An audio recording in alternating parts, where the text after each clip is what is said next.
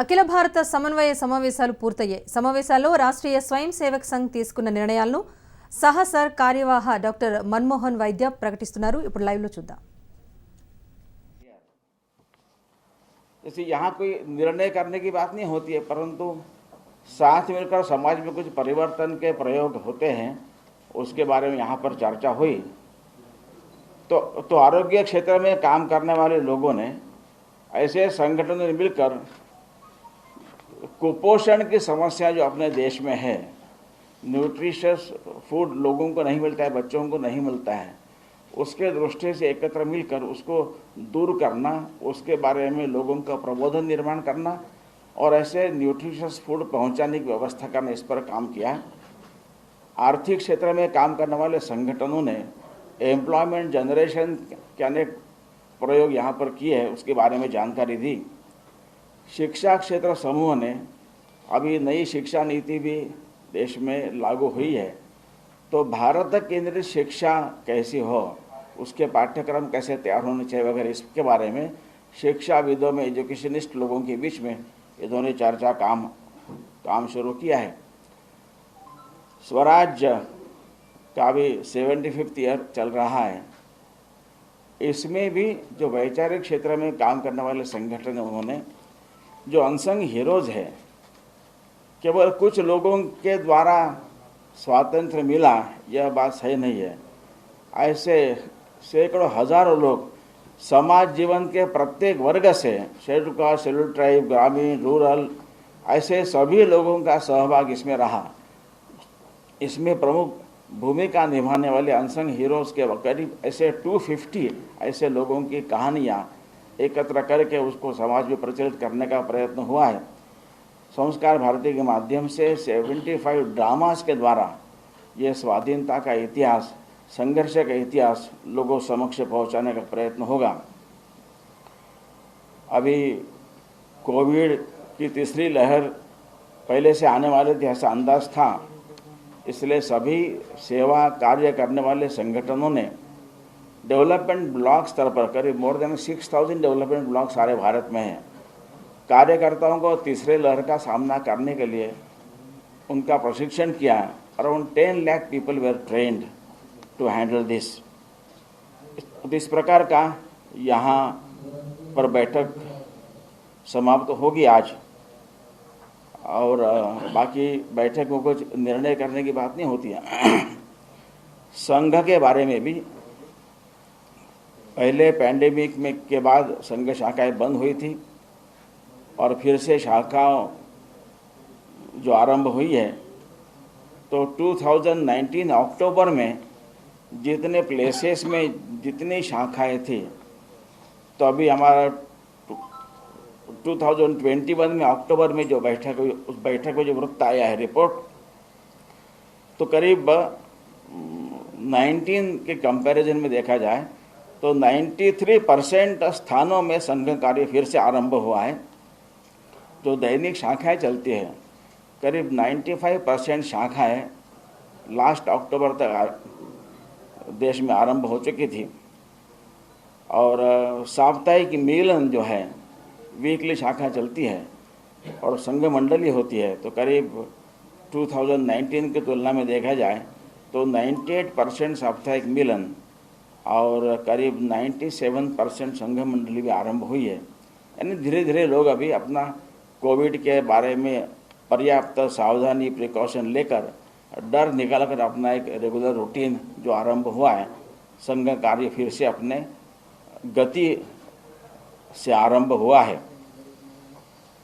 संघ का कार्य लगातार बढ़ते रहता है।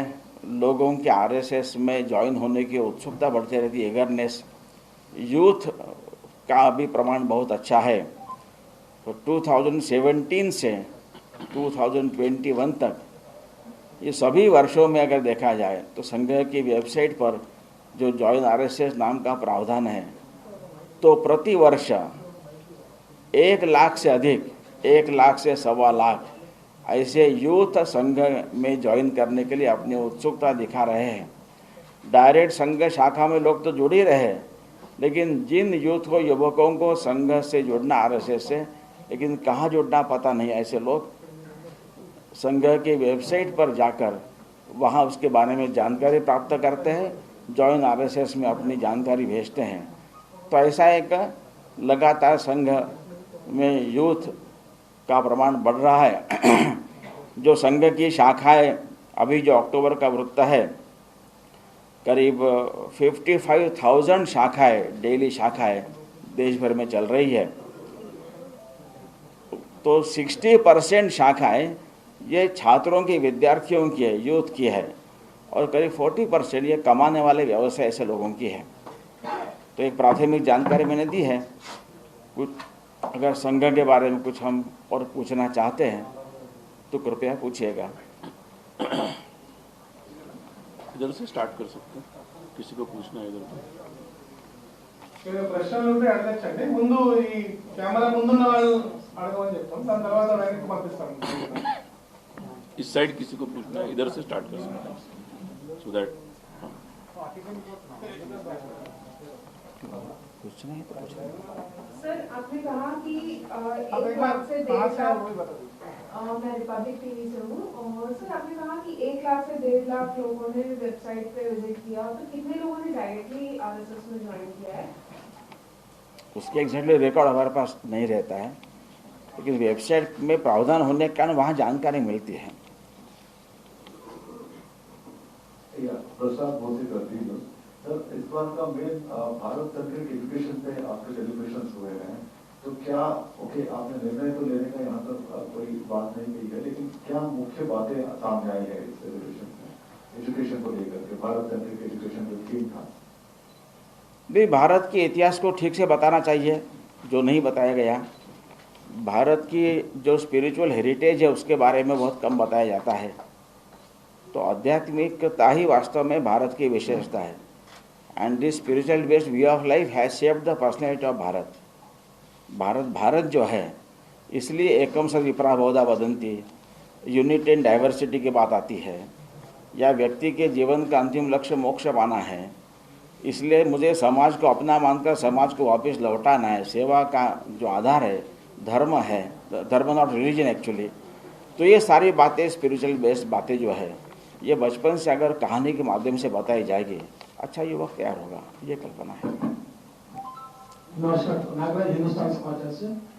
सर, संक्रमण से संघ की गतिविधियों में पहला चरण दूसरे चरण में कुछ धीमी हुई है क्या गतिविधियों में? संक्रमण क्या है?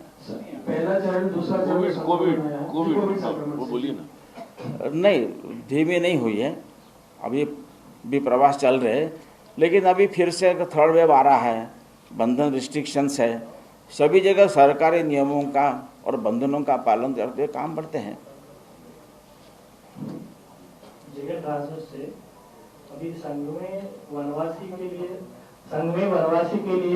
कल्याणी परिषद से है, अभी दलित ऐसा लोगों के लिए संघ के कुछ काम कर रहे हैं, कैसा काम चल रहा है समय में?